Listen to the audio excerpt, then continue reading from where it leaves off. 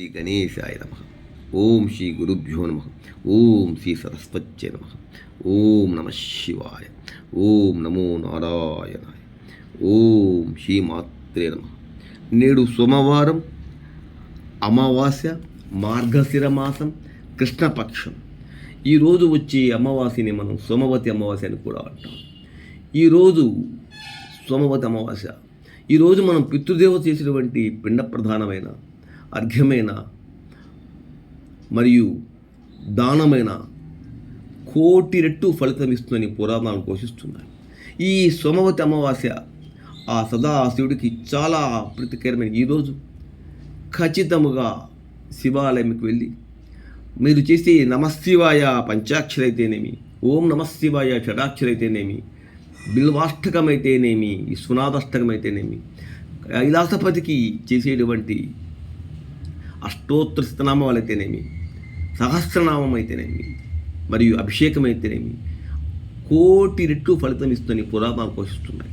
ఈ సోమవతి అమావాస్య రోజున కాకులు ఆ కథా శివుడిని ఆ బొలాశంకరి చుట్టూ ప్రదక్షిణాలు చేయడం వల్ల ప్రమదగణాల్లో స్థానము సంపాదించాయని మనకు పురాణాలు ఘోషిస్తున్నాయి.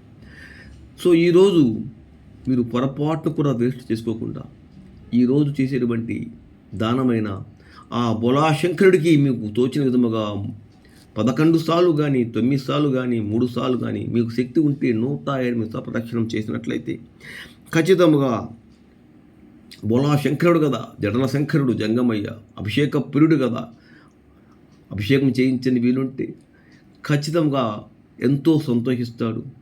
మీకు శక్తిని బట్టి ప్రదక్షిణాలు చేయండి. చాలా పవిత్రమే ఈ రోజుని మనం శివాలయంలో ఖచ్చితంగా మీకు వీలు చూసుకొని ఏ సమయమైనా సరే శివాలయం దర్శించండి. ఆ మహాదేవుడి అనుగ్రహం పుష్కలంగా లభిస్తున్నట్లో ఏమాత్రం కూడా సందేహం లేదు. అదేవిధంగా ఈరోజు మీరు రావి చెట్టుకు మీకు శక్తి కొద్దీ ప్రదక్షిణాలు చేసి అక్కడ దీపం వెలిగించండి. శ్రీ మహావిష్ణువు కూడా ఎంతో సంతోషిస్తాడు.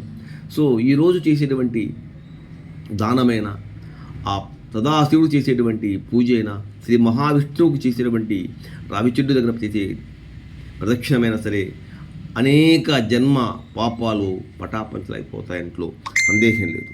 సో ప్రతి ఒక్కరూ కూడా ఈరోజు సోమవతి అమావాస్య రోజు వేస్ట్ చేసుకోబాకండి. శక్తి కొద్దీ మీకు అనార్థులకి, అభాగ్యులకు, నిరుపేదలకు శక్తి కొద్దీ మీకు తోచిన విధంగా ఏదో ఒక ఆహారాన్ని దానంగా ఇవ్వండి. పితృదేవతలకి తర్పణాలు ఇవ్వండి.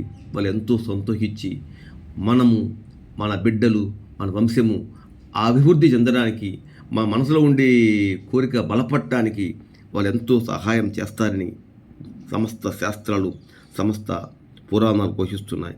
సో ఈ సోమవతి అమావాస్య రోజున మీకందరికీ ఆ జడల శంకరుడు, ఆ జంగమయ్య అనుగ్రహం పుష్కలంగా ఉండాలని, సమస్త చరాచర సృష్టికి మూలపురుషుడు వంటి ఆ బొలా శంకరుడు పుష్కలంగా ఉండాలని మనస్ఫూర్తిగా కోరుకుంటూ ఓం నమ శివాయ.